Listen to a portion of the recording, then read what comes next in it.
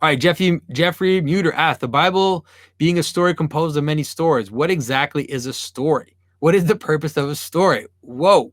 Why can't we replace moral story with scientific facts, such as the story that porcupines throw their quills has truth in it, but it is functionally a lie, and should it be replaced by a fact about porcupines? Why shouldn't we do this about the Bible? Well, first of all, I've been wanting to go after this question for a long time. First of all, this story, this whole Brett Weinstein thing, is just Brett Weinstein. He's a very smart person, and when he talks about the little finch and this strange this strange behavior in certain animals and whatnot, like, I think that he's rather genius and he's very interesting.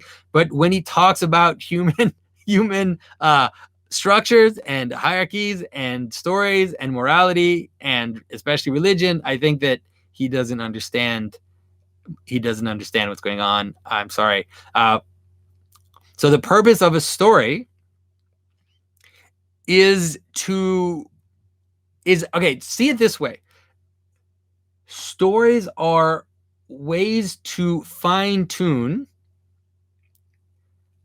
and to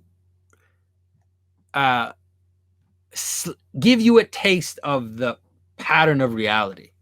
Okay. And so think of a story as a reduced, think of the pattern of reality as so big and so encompassing just so overwhelming that it's very difficult to access it, and only saints, only people who reach, spiritual illumination will access that. So think of a story as a condensed version of something which gives you a flavor, a taste of a certain pattern. Okay, and that sounds very esoteric, but not necessarily. So think of a joke that you've heard. Think of any little story that you tell. It's there to kind of condense some. And so it doesn't. So the thing is that stories don't necessarily have to be moral. They don't necessarily have to have a moral, and that's, I think, one of the problems with the reducing of the Bible to ethics, because there are stories in the Bible that don't have a moral directly, in the sense that they kind of embody, they show you a certain pattern and it's the consequences of certain behaviors and certain interactions, and they show that to you, but it's not necessarily that always that it's trying to tell you what's right and wrong, whatever. And so it's the same for all kinds of stories. Stories don't necessarily have to have morals. The reason why you can't replace a story with just scientific facts is that, what scientific facts? And so in the case of the porcupines who throw their quills, that's not a story. The idea porcupines throw their quills is not a story. Porcupines throw their quills is a statement of a fact. And it's a fact which, it's a way of describing, it's just a description of reality, which is important because it's there to protect you. Description of reality, which has a certain effect, which is to make people stop touching porcupines. Okay. Now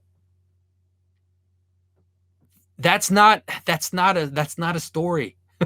And I think that it shows us that Brett Weinstein doesn't understand what stories are, and he also doesn't understand what the Bible is when he uses this silly example about porcupines and their quills to talk about religious stories. What does this have to do with Christ? Talking about Christ going to see John the Baptist and then being baptized in the Jordan and coming out and the bird, landing on his head. What does that have to do? What does this have to do with, like, porcupines throwing their quills, and how it's a heuristic way of talking about some factual thing that is not totally factual in a scientific way? It just doesn't help me. You can tell stories you can tell stories today that would use only scientifically proven facts, and you could tell stories that would fit the patterns that traditional stories have. You could do that totally if you wanted to. That'd be fine. But because the stories are not meant to be scientific descriptions of reality, then I don't really see why we would do that. I don't see what use it would have.